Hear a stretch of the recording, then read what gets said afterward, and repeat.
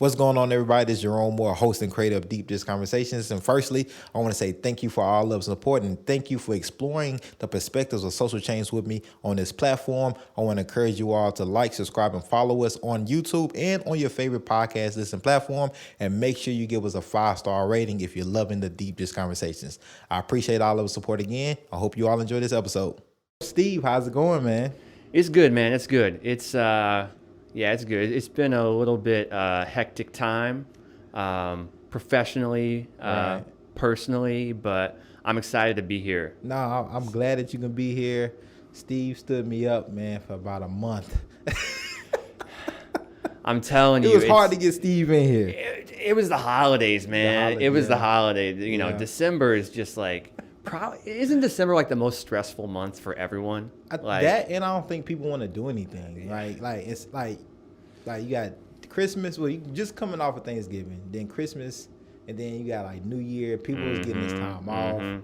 Like, especially like government wise, nothing is happening. So it's like I really don't. And then depending on the weather, right? Yeah. We don't do snow well here. We don't want to even be in it. So it's like just cold in general. And we've had like a legit winter this Yeah, year, for sure, legit, you know. And I don't like it. No, I mean, yeah. I don't like it. I lived in at all. Chicago for some years, so like Yeah. I was like, okay, we got some real snow here, you know. It's cold, like it's cold right now. Yeah, it's definitely cold. It's 20 degrees out, so But welcome to the platform, man. I'm ready for us to get straight into it, man. let's do it. Nashville native, we unicorns out here, man. Let's get straight into it. The proud, the few. The proud and the few. How was it growing up in Nashville for you, man? Well, I mean, it was great. I mean, I grew up in a different Nashville than the one we got now. But yeah, I mean, I was really blessed. I had an incredible, I was just really blessed. I grew up like west side of Nashville, lived like right over, not Sylvan Park, but like right across the street from there. I actually live right behind Montgomery Bell Academy. NBA. Although I did not go there. I saw you had oh man, who was on recently who went to NBA? Denzel. Yeah. Yeah, Denzel with NBA. You know, they were always kind of like our rivals a little bit, even though like we can't play sports, so Right. like they don't consider us a rival. But I went to USN. So what is USN for? University School of Nashville. Okay. So it's like, I don't know, there's a bunch of private, so it's a private school. I went K through 12, so you know, that was my schooling, and it's kind of considered like the progressive private school in town. It's it's like, you know, I guess it's where progressive lefties send their kids. Okay. In general, I mean, and this is like, you know, I graduated high school in 2003. Okay. So things have changed a bit, I'm sure. Right. But I remember when I was going to USN, I mean, it was like the high schoolers, we used to see high schoolers, they had like the mohawks and like, you know, they were like just very kind of counterculture. I think it's a little bit less like that now. I think it's a little more buttoned down than it used to be. Right. But it was an incredible education. But it was also, you know, like it was a sheltered education. You know, Right. I mean, USN gave me a great education, and growing up in West Nashville. But like, you know, it was, you know, I mean, you and I have spoke about it before. How like, Right. I mean, my life was like, you know, there are a few spots I went to. I don't think I ever like crossed the Cumberland River until there was until the Titans Stadium. You know, I never went to East Nashville. This is before East Nashville was, you know, a hip hot spot Right. for, you know, the hippies. for hipsters, for Right. you know, for you know, Right. before it'd been gentrified, basically. Yeah, I mean, exactly. you know, it was. So I had, you know, and then it was, you know, literally it's the other side of the river, and you know, I'd never set foot in North Nashville, even though I'd like driven by there on interstate, you know, however many times. Man, what does that say about like our city, man? Because like you said, we talked about this, and I know for sure, like I was just in North Nashville. I wasn't no need for me. I had cousins that stayed in like East Nashville, like the non-gentrified parts of, well, back then, of Nashville. But like I really didn't interact, for lack of a better words, with white folks, or like white areas per se.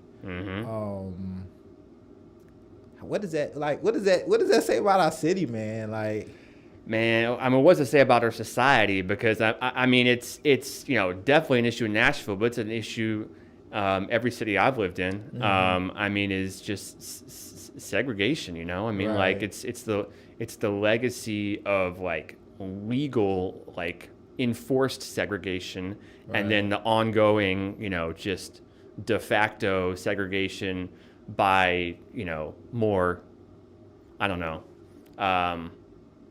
By less overt means, but still, remaining segregation. And, it's really tricky. And it's something that I know I personally want to try to find a way to transcend, because it just, we all live in our bubbles, and what happens is like, I grew up in a bubble that was, mainly white. I mean,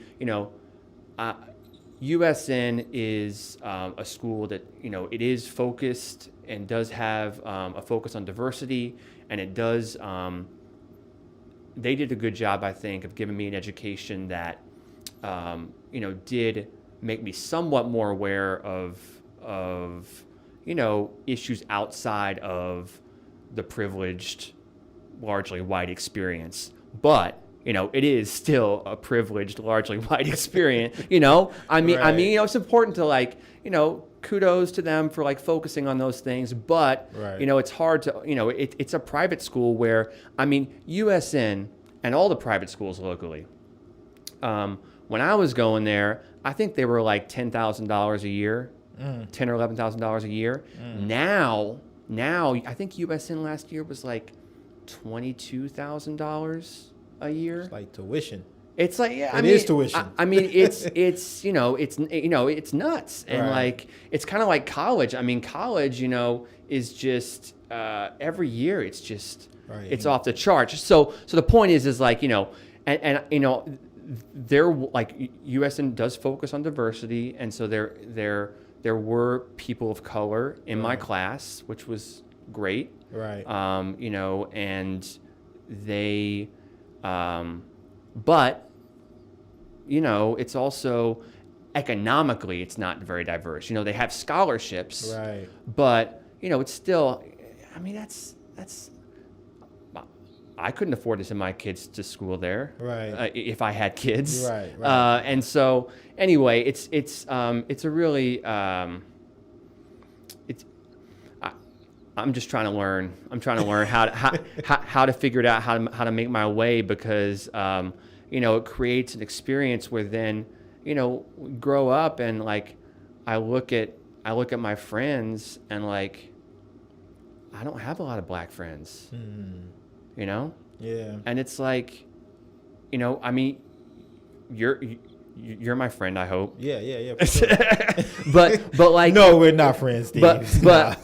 But it creates like these bubbles where we don't even get to, we don't have an opportunity, and we got to make those opportunities. Yeah, we got to definitely be intentional about it, right? Or I hope we have people around us, especially as the adolescents, right, to put us in position where we could experience different people, cultures, backgrounds.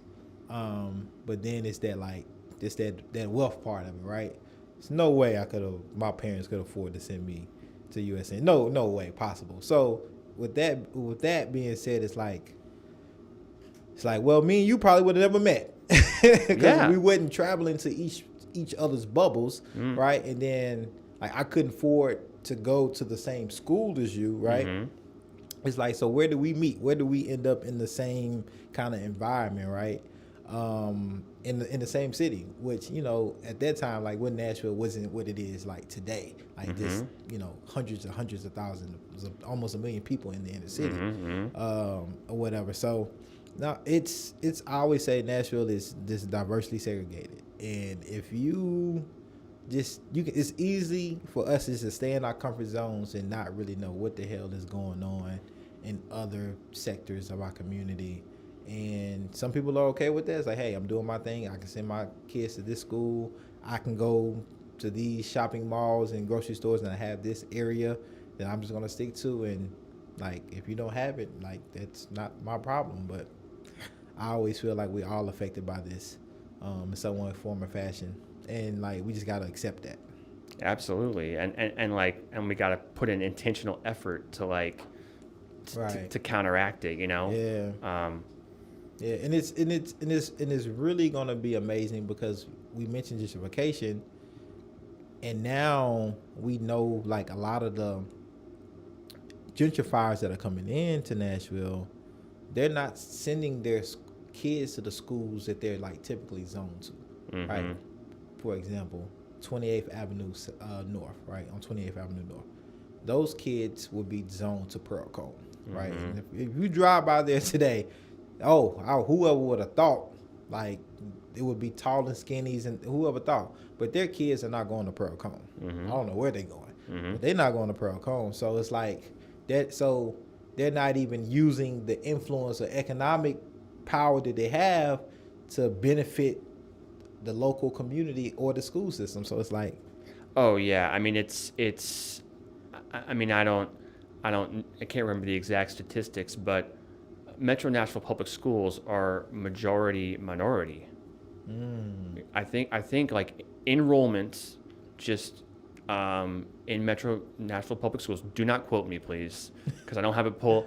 Somebody fact check me right now, because but I believe it's like 60%, whereas 60% people of color, right, students of color, whereas Nashville, yeah. So we have the intern fact checking here. Thank you. So Nashville Public Schools are 25% white. Is that right? 25% white. When the city is what? 70% white? 75-ish? Right. Yeah. So like you see, and like it starts when you're a kid. It starts when you're a kid. And so like we've segregated our kids from the beginning. Right. And so once you have that education, I mean, you can fight against it. Right. But it's a lot harder, like Right. Education is the foundation of everything. Right. You're not just learning stuff in your school, you're learning social interactions on the playground and Right. everything that you learn. And so I mean that's a crisis. Yeah. I mean if you haven't listened to if your listeners have not listened to what is the name of that podcast? Maribel Knight, Nashville Public Radio. It's about there's 2 seasons. Okay. The first season was about I think it was about police shootings in Okay. Nashville. Second season is about education in Nashville, and we got to find the name of that. It's Nashville Public Radio, Maribel Knight. She won a Peabody Award or something for it. Wow. Anyway, it's about 2 schools. It looks at Warner Elementary, Okay. which is in East Nashville, and it looks at Laughlin Elementary, and they're like a mile from each other. Right. But one is like 90%, 95% white, and the other, both public schools, the other is 95% black. And it's really disturbing. And she breaks down that actually our schools are actually resegregating. So, I mean, it's just nuts. I mean, I've actually got, I remember taking notes on this because it just blew my mind. And if you'll permit me for a second, because I think this is just so important.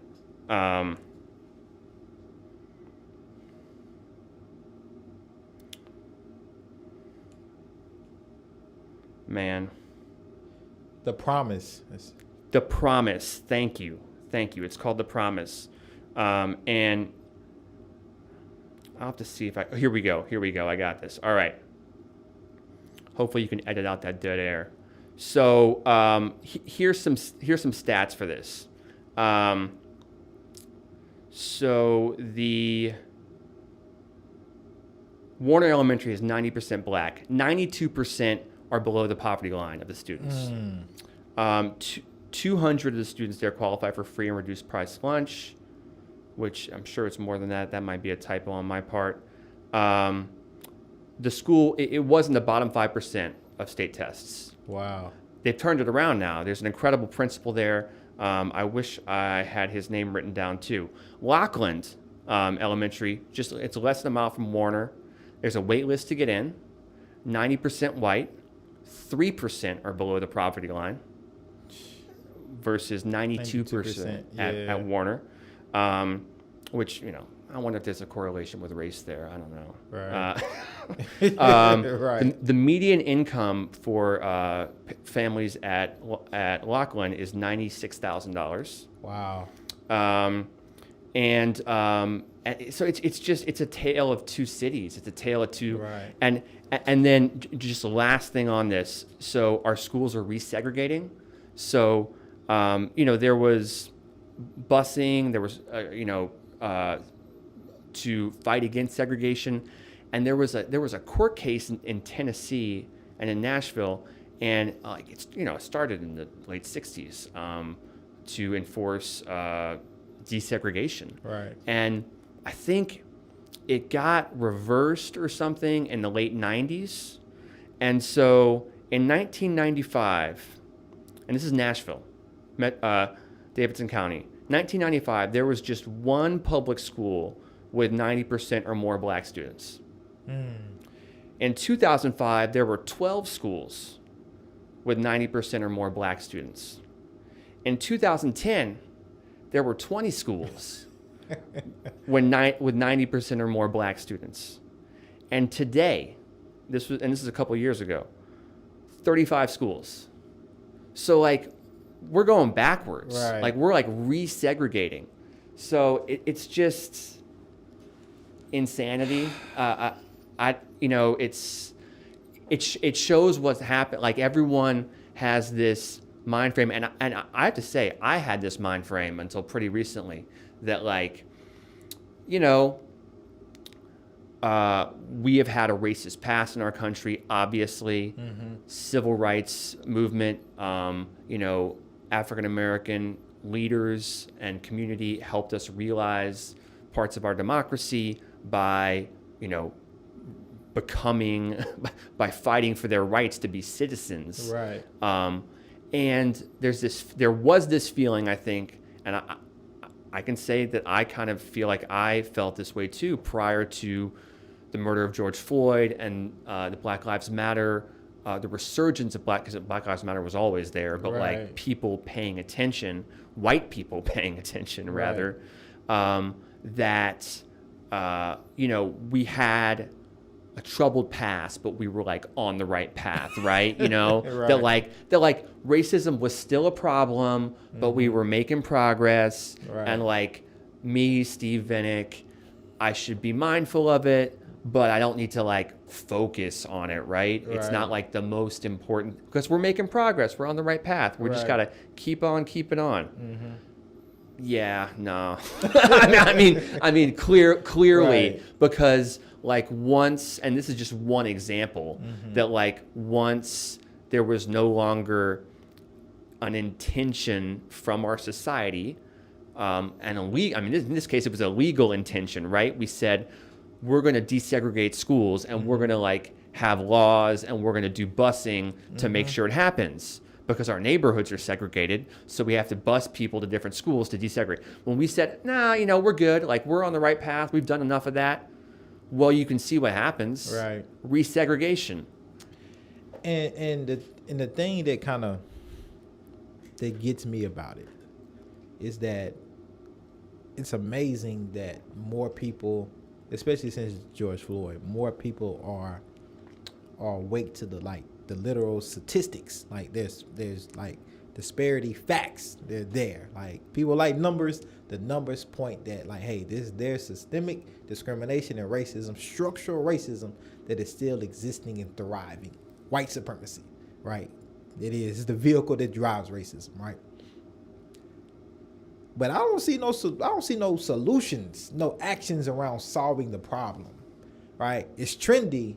People are talking about it. People are learning about it. people are reflecting and admitting and acknowledging that it exists. Mm-hmm. However, I don't see any intentionality from a majority of people on trying to correct and transform those disparities that we see. Absolutely. Yeah. That's my thing. Like, okay, I'm great. We acknowledge it we're starting to acknowledge it more. What are we gonna do to fix? Like, how do we fix this educational thing? Like, how do we fix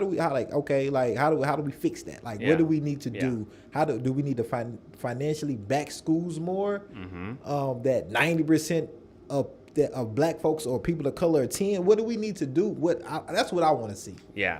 Yeah, no, I mean, this should be, and there's a lot of good work happening around like education in Nashville. Right. You know, I know, both you and I have been involved with NOAA in the past. They're doing good work around, school to prison pipeline and disproportionate discipline and expulsions of black students. Right. But like this issue is like alarm bells should be going off, right. and I really take your point about like what do we do about it? What's like something concrete we do? Right. Because and I'm confused. Like I'm trying to figure this out. Like I don't know. And I should probably say a little bit about who I am because people just like who is this guy just talking about stuff as if he knows something? I don't know anything, but yeah, I want to know like what do we do about it because what I have felt, and I'm still trying to educate myself, is like as a white person, white person striving to be an ally, I need to be, aware of my of how I might contribute to white privilege, or how I benefit from white privilege, how I might be complicit in white supremacy. I need to support black people and black organizations with dollars if I can, and I need to talk with my friends, my white friends about this. But it's like that's not enough. Right. Like what do I really need to be doing? Right. It's not enough for me to like soul search about how I'm benefiting and still complicit in structures of racism. Right. Like that's great for me to think about that, and that will hopefully lead to action. Right. But it seems like there needs to be much more concrete things. Right. Like, so I want to get into that navigation. Yeah. But before that, let's talk about what you do. Let's talk about like who Steve Venick is and like the work that you do, like on the grounds and the things that you're into. Just to give people some background, some context. All right. How much background and how much now? I really want to. Let's start from like your health and how your health kind of led you into getting to health work and then other organizing work to currently. So when I was actually even when I was 8 or 9, my folks remember me having like bouts of real bad pain. But when I was like 11, 12, I started really having really bad leg pain. And as I got older, it got worse and worse. And, soccer had been my life. I was on a travel team. I was like practicing like every day. I was like, this is going to be like my thing, soccer. Couldn't play anymore by the time I was like 13. Couldn't really figure out what was going on. Saw a bunch of doctors. They were like, maybe it's like really bad growing pains. Did some tests. It was something inflammatory, but they weren't sure about it. And it's just like, I saw lots of doctors over the years. They could never figure it out. It got worse and worse and worse. I mean, I tried magnet therapy. There was this thing where like you put these really powerful magnets over, I had it in my hips. I put them on my hips, on my knees, and like it's supposed to help like modulate the pain. I remember I'd be in high school and like if I got too close to my locker, it'll pull you. It'll like pull me. So anyway, I just got worse and worse. And by the time I was like 21 in college, I mean, even so in high school, I mean, to get through the day, I would wake up, I had trouble like putting on my shoes and my pants in the morning. Wow. So I would have to like wake up, get some food in me, take some pain medication. I was taking like super strong prescription Advil basically. Like sort of loosen up a little bit enough to like get my pants on and tie my shoe. Like I had a hard time bending over to tie my shoes. Going up and down stairs was really rough. Anyway, by the time I was like 21, like I could not, like I remember, so I'm almost 6 foot. I'm like 175 now. I was 130 pounds. I remember I used to be able to take my hand and get it like almost all the way around my leg because I just wasted away, you know, Right. like, and so anyway, so I was in real bad shape. Fortunately, I finally saw a doctor, figured out what I had. It's a disease called ankylosing spondylitis. It's a really bad form of arthritis that affects your spine. If you don't treat it, eventually your spinal column will fuse. And actually my hips, or the joint where my spine goes into my pelvis, is fused. Wow. Not a big deal because you only have like like 6 or 7 degrees of movement. So like it's not a big deal. Right. But that's how they diagnose me. They say, oh, look at this X-ray, like it's fused together. So they diagnosed me, finally have a diagnosis. And I'll say that was huge for me because all my adolescence, I mean, I didn't have a very normal, I mean, I was blessed. I was able to make it through each day. Right. But like it was a very isolating experience because I was in pain all the time. Right. And I just had to spend a lot of my energy just getting through every day and trying to figure out how to make it. And I didn't want to talk to my friends about it because I didn't want to, you know, I felt really weak because I was really weak. Right. And I wanted to try to be strong. So it was I internalized a lot of it. And so that, like, you know, created its whole other issues even later in my life because I just pushed all that down and internalized it. But anyway, long story short, got a diagnosis. Great. Fortunately, there's also this relatively new class of drugs that can help treat me. They'd only been around for 3 or 4 years. This is back in 2005. And you get them all either by infusion. So you have to go to like an outpatient clinic, like get an IV, or injection. And so they were like, you know, you're in bad shape. We're going to give you the strongest one. I go to get an infusion of this medication. I still get it to this day. I've been doing it for, 16 years now. Would you have to do this for the rest of your life, essentially? Oh yeah, every 10 weeks, Wow. 10. So I mean, I'm so lucky because I've responded to this drug amazingly. It saved my life. It gave me my life back. I'm relatively pain-free now. I can do almost anything I can do anything I want to. Right. I mean, I started this drug, and over the course of a summer, I gained almost 30 pounds. Wow. Because like I was healthy again, you know. Right. My pain went away. I could like walk up and down stairs, and Right. I mean, it was unbelievable. But new drug, it's made from cloned antibodies that they like manipulate and then they inject into you. Like yearly, it varied from like hospital to hospital, but like, and this is why our healthcare system is so messed up. I remember like at St. Thomas, it would be, I think like one would be like $5,000, like each infusion. Wow. And it is every 8 to 10 weeks. At Vanderbilt back then, and this is back in 2005, it was like $9,000. So over the course of a year, you're talking like anywhere from like $40,000 to $70,000. Right. This is before Obamacare, Right. before the Affordable Care Act. So health insurance companies could deny you coverage based on a pre-existing condition. Right. This was a pre-existing condition.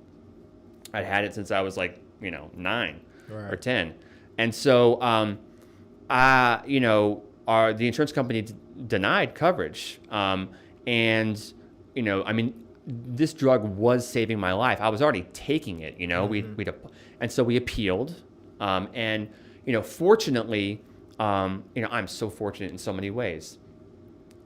My mom's a doctor. She was a surgeon. She actually knew the doctor who finally diagnosed me. Like I'd seen, I was up at college in Northwestern. Like I'd seen doctors up there. Right. Like, so thanks to my mom, I get connected with a doctor who helped diagnose me finally after 8 or 9 years. And then when my coverage gets denied, thanks to my dad. So my dad's an attorney, and what's more, he's actually worked in healthcare a little bit.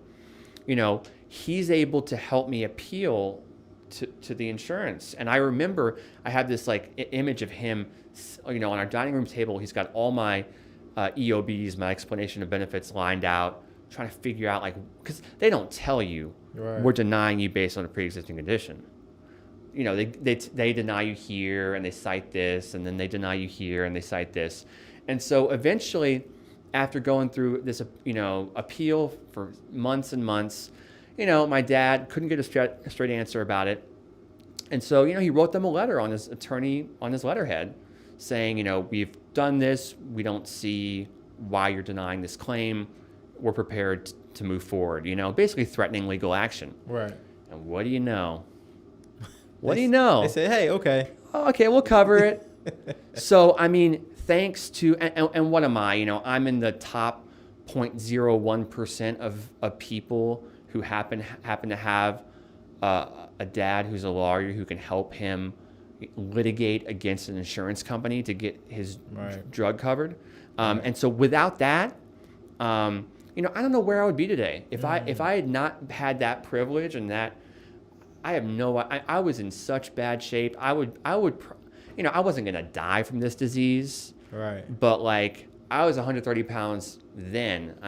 Who knows what? So anyway, so that experience just made me realize how screwed up our healthcare system is, how screwed up a lot of things in our society are, and that got me interested in healthcare justice and wanted to get involved in that. Man, that's an amazing story, man. That was, I know I heard it before. Well, but I don't think you gave me that much details before. I think you kind of. Well, I don't. Yeah. I'm not going to give everyone that. That kind of people ask you something. Yeah, That's that's a story right there, man. I'm just so lucky because I'm healthy. Yeah. If you don't have your health, what do you? I think a lot of people are realizing that in the pandemic. Yeah. Health is crucial. Yeah. So got into healthcare justice. What else are you into? Currently. Yeah. Okay. So I did. I worked in Chicago for a while doing Affordable Care Act rollout as a community organizer, and that was an incredible experience. And did that for 2 years, and then I worked in some other health reform related stuff in Washington D.C. for a little while, and then I moved back to Nashville, 2018, and I wasn't sure exactly what I was going to do. I thought I was going to keep doing the healthcare stuff, but and I thought coming to Nashville would be a good place for that. But healthcare in Nashville is healthcare business, right? Actually, I don't know what it is, but I don't think country music is the number one industry in Nashville. I think it's healthcare. It might it's be definitely the healthcare hub of the or it might be United number States. 2 or 3, and that's because HCA, Hospital Corporation of America, founded by the Frist family, the first for-profit hospital chain, really, pioneered the way in the corporatization and monetization of the healthcare industry. Yep.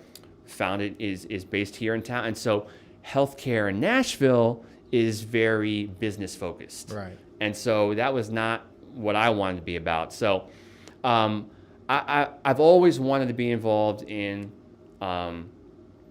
doing good in the world. And so a white do-gooder. I know, right? comes with it. Yeah. We can talk about that too. We can talk about that too, for sure.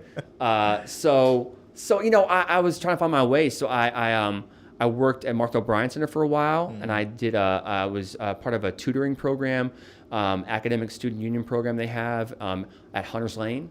They got it at Maplewood too, and at Stratford. Okay. And that was a really incredible experience. And then the pandemic happened. So that was March. Well, tornado happened. March 3rd, 2020. Yep. March 3rd, 2020. So we were at all metro schools were closed for a while. And during that time, I started volunteering in North Nashville, like, every other white person. So I was doing that, and then the pandemic happened, and I got furloughed. We were working in metro schools. Metro schools were closed, so I got furloughed. And at that time, I heard about, through my involvement with NOAA, Nashville Organized for Action and Hope, that the United Methodist Church was kind of spearheading some of the recovery, the case management for recovery, for the recovery effort, for the long-term recovery effort in Nashville. Right. And so, they came on a NOAA meeting. I was furloughed. I applied to this job, and it's sort of like it's the Conference of the United Methodist Church. So I didn't know this because I'm not a Christian myself. I was raised Jewish. The Methodist churches, they're all one. There's a conference that oversees all of them. Right. And United Methodist Committee on Relief, which does international humanitarian aid, sort of like the Red Cross. Right. But domestically, they do disaster recovery, long term. So where the Red Cross comes in and does the immediate let's get people sheltered and fed, and UMCOR, they help Methodist church conferences do long term recovery effort, which is the 3-month to 18-month recovery of actually rebuilding. Right. So anyway, I started with that, and started first as a caseworker, where we were making phone calls to, everything's remote, right? Right. Making phone calls to lists of people, of tornado survivors that we get from the city, from local organizations, churches, and calling through and just seeing what people need, doing assessments. And then we transitioned to a case management program where it's disaster case management. So basically, I was I am with my colleagues a disaster case manager, where we just do everything we can to help. We say to walk alongside disaster survivors through the long-term recovery process. So whatever support they need, to whatever's blocking them from recovering, we try to help with that. So it can be a lot of things. It can be all kinds of things. We do a lot of FEMA assistance, because getting through FEMA is kind of like doing your taxes. Right. You just we all use a tax preparer to do our taxes, whether it's a software or an actual person. Right.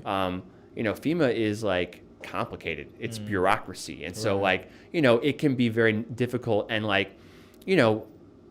getting people through that system can be the difference between them getting $2,000 and $20,000. Wow. So it can make a huge difference. Right. We do FEMA advocacy and assistance, and then really anything else people need. We connect them with other local services that they need it, and of course we have access to the donated funds that were after the March 2020 tornado, $12 million was donated, and so we were using that money to for people who didn't have home insurance and weren't able to rebuild, we would help them rebuild. So we worked with other nonprofits to rebuild homes. We would buy furniture for people. We would, whatever folks needed. Right. So it was a really, and it is a really amazing experience. And I learned a lot just about North Nashville in that experience too. You mentioned something during the tornado. Like I did what every other white person did, go volunteer, right? Mm-hmm. Talk to us a little bit about navigating working in communities of color or black communities specifically as a white male, wanting to be an ally, and wanting to build. Talking about navigating it well or navigating it poorly, because I might have a little bit more experience with the latter. Well, navigating it I would say, navigating it poorly. I would just say poorly in what you've learned navigating it poorly. A lot of learning. Yeah. So, because I think there's a lot of folks it's a lot of white folks in Nashville, right? mm-hmm. And they want to be do-gooders, do-gooders white folks, right? And be on just the right side of like history and try to be an ally, right? But maybe not have the best practices in being an ally, and maybe taking up too much space in these rooms, in these environments that they're trying to intentionally build at, but doing a poor job because they're just doing too much. Yeah. Speak on that. And what have you learned from your experience? Well, yeah. I was definitely guilty of like taking up too much space, and just in general. For me, this is something I'm still learning so much about and trying to do better on, because like just as a person, and granted I'm a white person, but I feel like also just me, Steve Venick, just kind of, if it were possible to, just have me stripped down to just my personality. Right. I'm a guy who like, I like to, I have ideas about how things, how I'm opinionated, right. And so I have to really try to check that, because, there are places where it's appropriate for me to share what I think might be the best way to do something, and there are other places where that's not appropriate.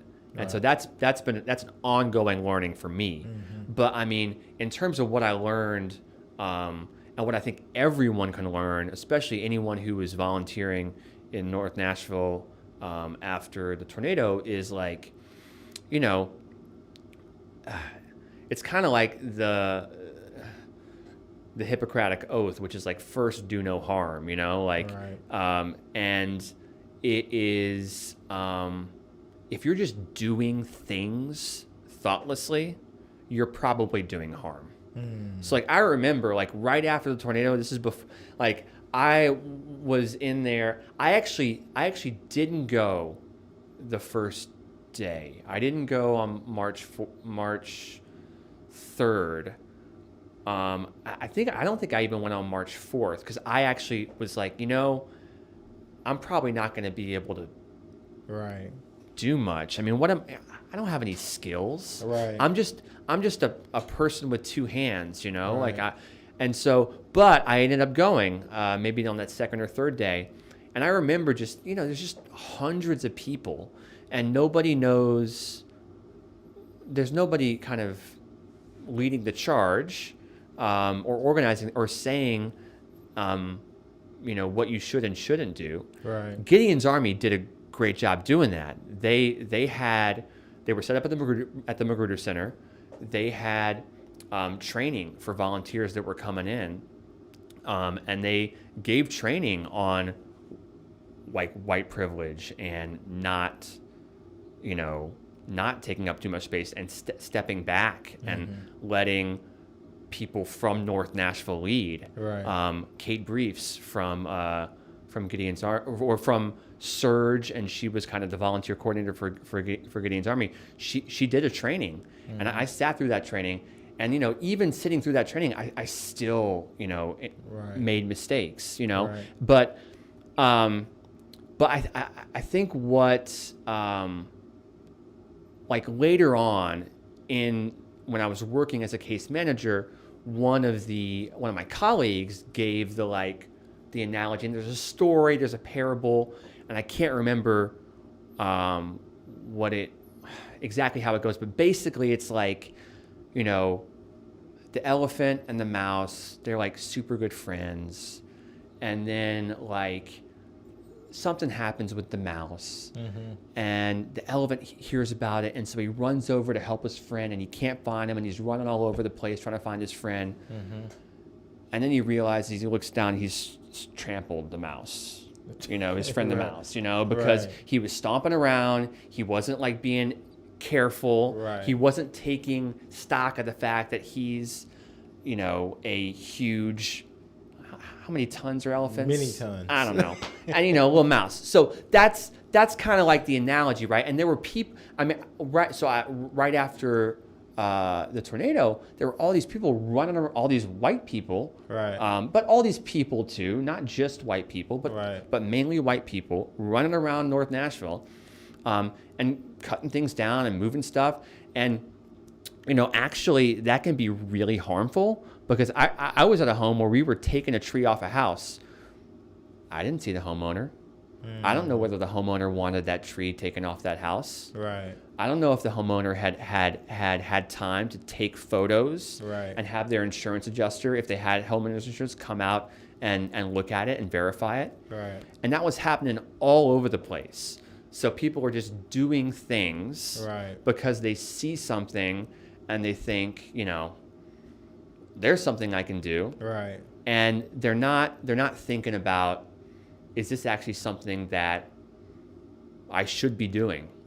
And I'll say, like, one thing that I've learned, and one thing that UMCOR and the, you know, we go by Disaster Recovery Connection is like our project, our program. It's not like its own nonprofit. It's a project of the Tennessee Conference of the United Methodist Church. But Disaster Recovery Connection, one thing that they are really good about, and that I've learned and that they've taught me, is that, like, this happens all the time in disasters, is that volunteers come and they want to help. And there's a sense that they're here to help and we have to find something for them to do. But if there's nothing useful for a volunteer to do, like, we are good at sometimes saying no to volunteers. Saying, actually, you know, it's not the right time for you to come. I'm not saying this is what happened in North Nashville. But I'm saying, you know, we're now, you know, there was the March 2020 tornado. There was the March 2021 flood. There's the August 2021 flood in Waverly. I was there yesterday. And there are the recent December 2021 tornadoes in Western Kentucky, Mayfield, and a lot in Tennessee. And so compounded with a pandemic. Right. And so, but I think there's this often this urge to, like, we've got these volunteers, we've got to have them do something. But if they're not helping, if they don't have, like, it's about putting the community first and putting this disaster survivor first, and not like, quite frankly, a lot of times it's like appeasing the volunteers. It's not about the volunteers. Anyway, I've No, that's good. That was great information to share. And I think, let me ask you this. How do you go about addressing other white folks? Because I think that's where the best work is done, when white folks work on white folks. I think I truly believe that. You know, how do you go about addressing other white folks that you may see they're bumping their heads the same way that you were before, or about to cause some harm unknowingly? How do you do that? Have you had experience with that? Has there been pushback trying to do that? So, I mean, I'll be very honest in that, like, I have not, because we're talking about in my work, basically, I have not yet been able to do that. I've thought about it. I've thought about, but how do you? It's it's something that I need to work on, and I want to try to find a way to do it, but it's so complicated when you think about, this is just hypothetically, but like, what if it's a colleague? What if it's what if it's your supervisor? What if it's what if it's and so I mean, yeah, and what if it's your mom? What if it's your dad? Right, or what if it's like a partner organization that's like, that is in part of that is working alongside you, and so it is absolutely necessary to do that, right? And it is very difficult, and it is something that I've thought a lot about, because I hear like I'm like, right, that kind of, that's not right. That's right. kind of, but actually taking action on it is something that in a work environment I have not found a way to do. Now, in a personal environment, that's something that I've found ways to do. Okay. Because they're people that I have relationships with. Right. And organizations. Yeah.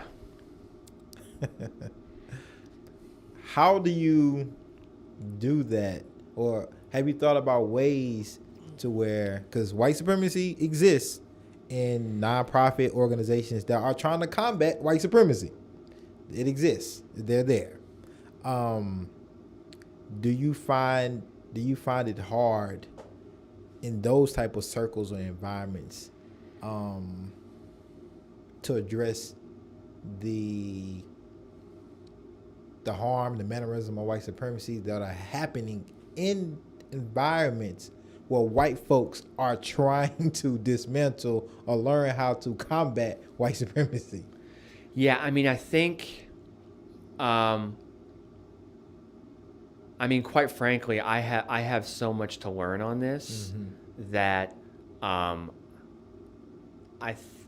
think I still have a lot of blind spots, and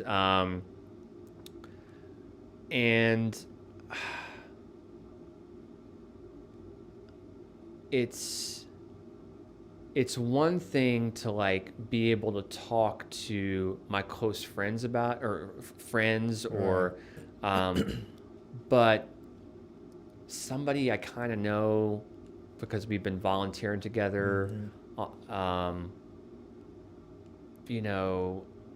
that's, it's like, it's a very personal conversation to have with somebody that you may not have a personal relationship with. Right.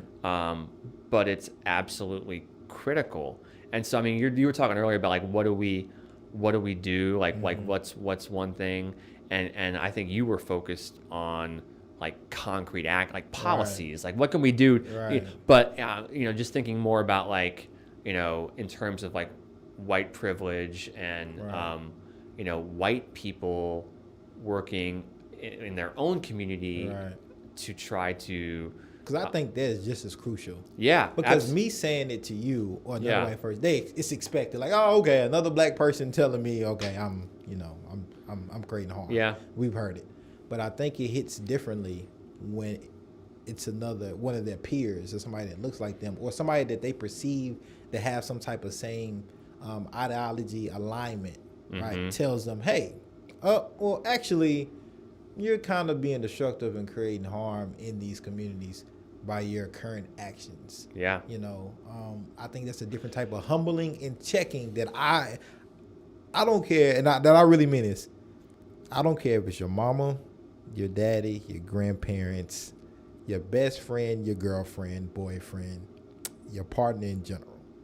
Like, I really believe if white folks started doing that, like, intentionally, like, I think so much could change. because like you're all drawing lines now, right? Yeah. And then I think you'll learn a lot about your community, and where they stand, or if they're really trying to learn and grow, and really if they're trying to be an ally, or they just stuck in their ways. And, and I really believe, everybody has. You got to give people time to grow and space to grow, and people are forever evolving. But that we must be challenged at the same time for that growth to create, I believe. Yeah, no, absolutely. And I mean, you're just like touching off a lot of ideas in my head, because I think that, there has to be something more in the white community to address these things, because, I mean, quite frankly, it's, and I've been guilty of this too, since 2020 and Black Lives Matter, it's on my mind in a way that it wasn't before.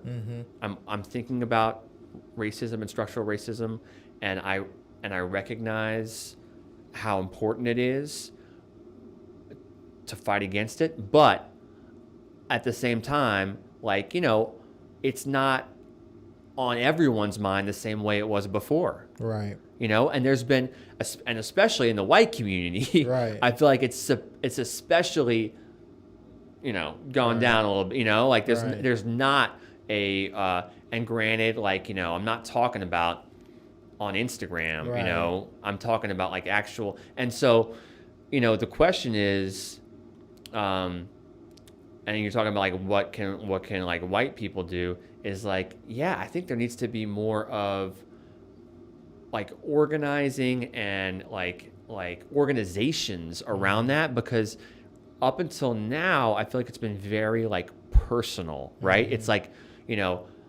I read How to Be an Anti-Racist and I read White Fragility, right, and I'm working on it with myself, right, but it's not like, and it starts there though. It starts there. Yeah. But like the next step of like, okay, in relationship to others and in community, like that is like probably, I mean, you have to start with yourself, of course, but it's just as important. Right. And so I think there actually has been kind of like we haven't taken that next step. We haven't taken it. And I was actually in preparing for this, I was really trying to like look around and try to, and I'm signed up with Surge locally, and I've been, I'm not as engaged with that as I probably could be. But I was looking for like, I don't know, like I was looking for podcasts, I was looking for, organizations, and I didn't, and please, people that are watching this, if they have something that I should know about, please reach out to me, because I was trying to say like what is that next step, like I really believe, look, I'm extreme, and when I believe something, I go let's go all the way 100%, and I really believe that. Just imagine, hypothetical, you're in church, or just not even church, just say you're in a public place. And, I was going to say synagogue. Yeah, but synagogue, yeah. So, but say you're in a public place, majority white folks. Let's say it's all white folks. And you know that there is some anti-blackness going on, some harm, destructive. I really believe at that moment, it's for allies to stop what they're doing and call that shit out on the spot. Call it out, address it right then and there, and go live with it. Put it on the spot. I think once you start doing things like that, one, people are more mindful, because you even see with the Karen movement and stuff like that, right? Like that has changed white women's thought process on, how they respond to when they see black folks and black males doing things. I don't think I want to end up on YouTube today because of my, implicit biases or my thoughts or, stigmas that I have about people that look like you. I think the more that happens,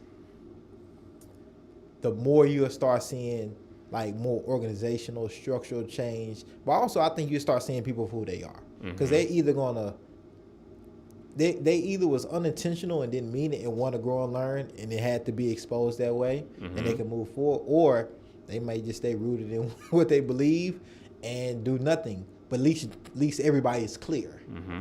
And I think that's one of the best things that could happen. That white allies, I believe, could start doing. Calling, like, it's one thing for me, like, it's expected for me to call it out. Once you see white folks calling out other white folks, it's different. Yeah. It's different. Now, question for you. Now, do you think, like, let's say I'm out with some friends, like, and I see something like that. Do you think I should call it out right then on this, like, I stop the conversation, or do I, like, afterwards, go up to that person and talk to them and try to have, because, the other thing I'll say is, I think it's the strategic ways and diplomatic ways to do it. And one of those ways may be a leader. You was talking about like a supervisor or something like that. I think a way to approach something like that is via email. Create a paper trail and do it in a diplomatic way where you're not being like adversary or disrespectful. You're just calling out kind of what it is.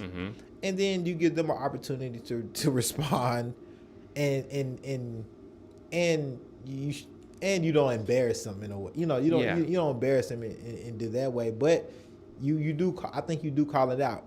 And if it doesn't change, because it can make you feel uncomfortable, right? Even as a white person, like, this is not something I want to be a part of. Like, then I think you can use that and say, hey, I tried to address this with this supervisor, with this owner 6 months ago. Here's the email. This is how they responded. And I think, like, that needs to be put out there, like, publicly. I believe those people, once those steps have been taken, should be publicly put out there. Like, for those type of actions. Because I just think that just changes things. And if you feel that way, be comfortable with letting everybody know you feel that way. Don't hide it. Don't hide your white hate. Put it out there if that's how you feel, so everybody can know if that's if that's what you truly rooted in. And if you're an ally, don't hide your allyship. Put it out there. This is what I believe. You might lose some Instagram and Facebook friends. For sure. Right? And that's but it is what it is. And I think black folks would appreciate that. I appreciate honesty. No matter what side of the coin, like, hey, you clear on what you believe on, hey, I appreciate that. But don't be in the middle. Like, call that shit out. You know, and it is what it is. And I think we'll move forward a lot quicker if we start calling it out. And there's ways to call it out, but we have to call it out and be honest.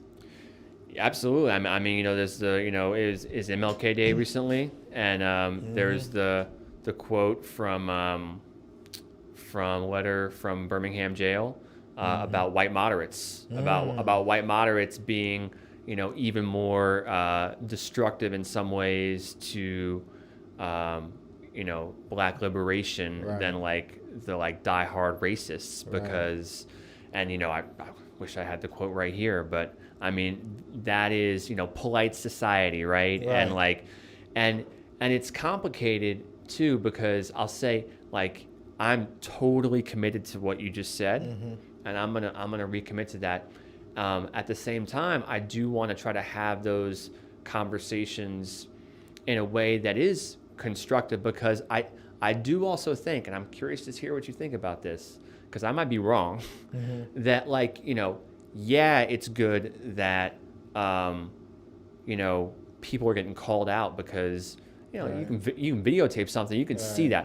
At the same time, like cancel culture, parts of it are are not so great because it shuts down conversations. And I'm not a fan of cancel culture. And it shames people, you know. I'm not a fan of cancel culture.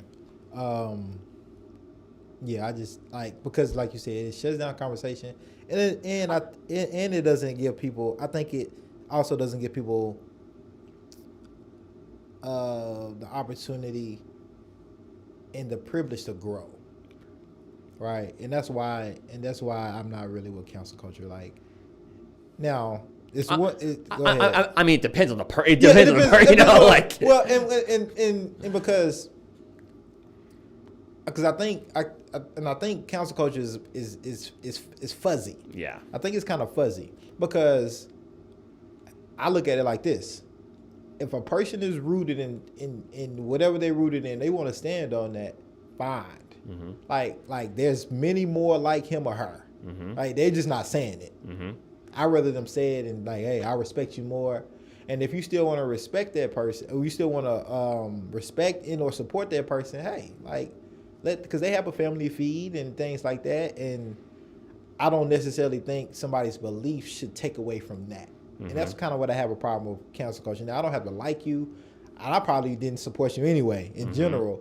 But like, what are we talking about? Cancel? We like talking about canceling, taking food money out their pocket, their kids' education, a house, home, and I get that type of thing. Yeah. Well, yeah, but and then I guess I was also though not even talking because I mean you're talking about famous people, right? But like I'm talking about like when I think about and what kind when you were talking about calling people out, mm-hmm. like we got to do that. Right. But I think the part of cancel culture that bothers me a little bit is like the shame aspect of it in terms of like not it doesn't provide like, and you said it doesn't provide an opportunity for the person to grow, right? Like they are cut off and they right. And so when I think about like I want to find a way to call out examples of racism and white privilege and right. But I want to do that in a way that I don't think it's like really no comfortable way to do it. But maybe there's not, and maybe that impulse from me mm-hmm. is like another example of like the white moderate or like white or white privilege trying to. This shit is just uncomfortable. Like don't nobody want to be called out for like being mm-hmm. a bigot or mm-hmm. like carrying white supremacy mannerisms. Mm-hmm. And I tell these people, I say this all the time: Black folks can have white supremacy mannerisms, mm-hmm. self-hate. Mm-hmm. That can it's all in there, right? And it is embarrassing, it is uncomfortable, but like it is what it is. Mm-hmm. And like you can either grow from it and do the work, and people will appreciate that. Have guests come on here and say, "Hey, I was a racist. I had racist thoughts." I saw part of that one. Yeah. Like people appreciate that, but like they can grow from that as mm-hmm. long as they know and they trying to do the work. I think people appreciate that, but I just don't think there's no really comfortable way to tell somebody like, "Hey, and and they're gonna be shameful or they're gonna be defensive because maybe they don't even see it. Yeah. Right. Maybe they don't even recognize it. Yeah. So it's like no. And I definitely didn't mean Right. Yeah. I mean. It's complicated, but it can't be so complicated that you're making excuses, right? Like that's the thing. Like you got to be strategic, like you mm-hmm. got, like you said. But if you're saying, and maybe I've been guilty of this too, is like if you're saying, oh, it's complicated, and it's kind of like, it's too complicated. I can't, right. I can't. No, it's really not that complicated. No, it's really not that complicated. It's just very tense, and it can lead to conflict. Yeah. And I think people worry probably more about that aspect, which they categorize it as complex, mm-hmm. right? Because like I can know you're a racist, and I might say, "Hey, I don't want you around me. Like you're a racist," and that can escalate in many ways or whatever it may be.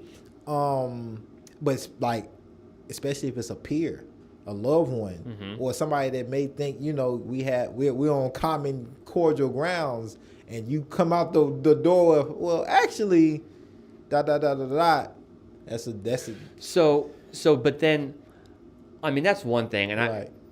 honestly, I'd say like, I don't, I mean, at least in the circles I'm in, I don't see a ton of those. I'm very fortunate, in my family and in my friends.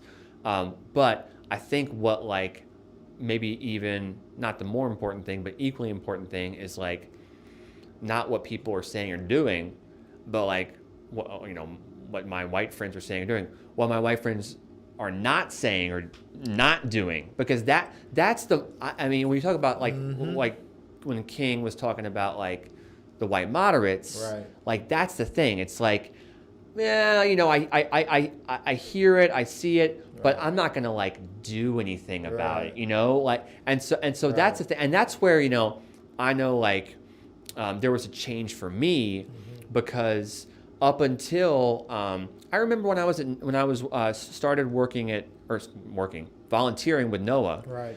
and NOAA has its mission statement is anti-racist. It's about combating racism, white racism, structural racism. And I remember on the education task force, I was a part of that for a little bit, thinking, and this was just before George Floyd's murder, thinking, well, yeah, it's really important that we focus on the disparities in Black education, but shouldn't we like also like, isn't it important for everyone to have a good day? Doesn't all education matter? Right. I mean, I was having that thought, because and it's, I mean, now it can sound bad, but I think it's very common for non-Black people to like, let's Right. focus on everyone, Right. right? Right. But it's I realized when my eyes were opened a little bit, that no, like if you see a horrible instance of injustice, Right. you need to focus on that. Right.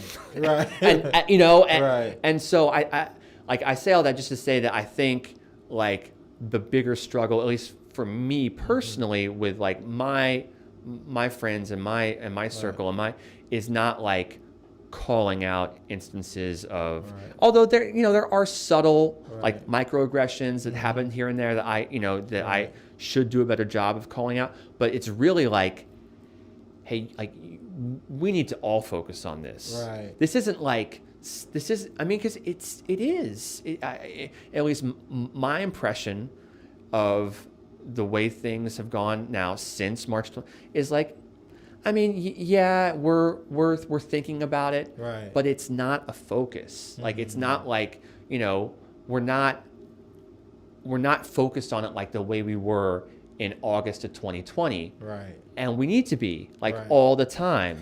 And I'm gonna close this out because we're gonna We can talk we're gonna forever. We're gonna talk for hours. We'll have to come back. Yeah, we're gonna have to come back. All right, It's all part right. 2 for sure. And that's what kind of worries me a little bit. It's not it worries me in general. It becomes a trend. Mm-hmm. It becomes fashionable. It becomes commercialized, and then and everybody's up and want to do it, and then it dwindles down and it kind of dissipates a little bit, and then the people that has always been doing it is going to be there.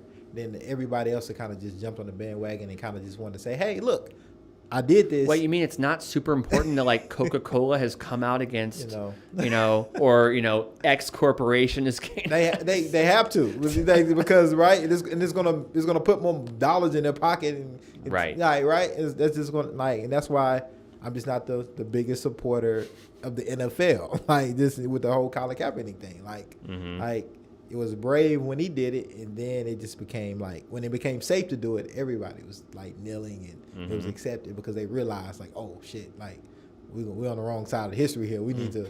So it's and so I don't know, man. I don't know. Well, I know for myself, and that's why I'm going to continue to keep putting pressure and reminding everybody every single chance I get. And that was my thing on Martin Luther King Day. I know people get off. It's a federal holiday, But like people really should go harder on Martin Luther King Day because of like what he fought for, the barriers, and like he never stopped like highlighting the structural racism, the white supremacy that existed, and like each and every one of us should like have that same kind of diligence towards combating it in our own way. Yeah. Like we should all have that same diligence toward combating it, like he did. And you know, he got murdered for it.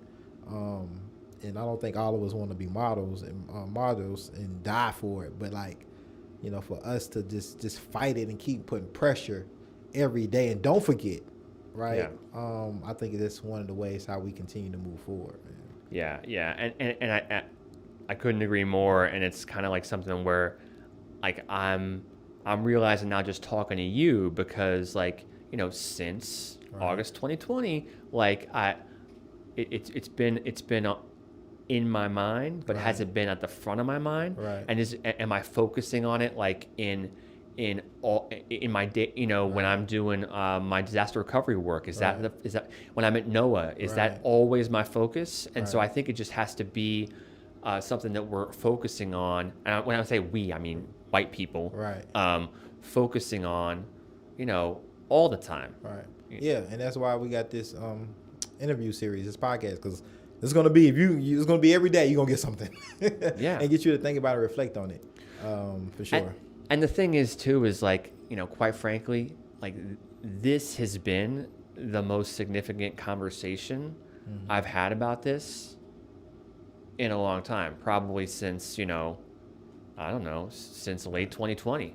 And so it's like why does it have to be in a podcast or, you know, on YouTube that we have these conversations, you know? Hey. I mean, you and I have like conversations, but like I'm talking about like with other people, you know? Well, like, and that's why, man, literally this is a brave space. And it's for us to have these dialogues that people tend to not want to talk about because they can be uncomfortable and not want to reflect on their own kind of this stuff, right? And that's just me too. I'm always trying to self-reflect and work on me because I'm not perfect and I'm growing and learning, and I learn and grow from these dialogues too, no matter the skin color of the person sitting across from me. And so yeah, man, I think we end it right there, man. Like with the significance of this conversation, man. Just what more can I ask for, man? Well, it's ongoing. Yeah, no, man. Yeah. We're gonna bring you back, man.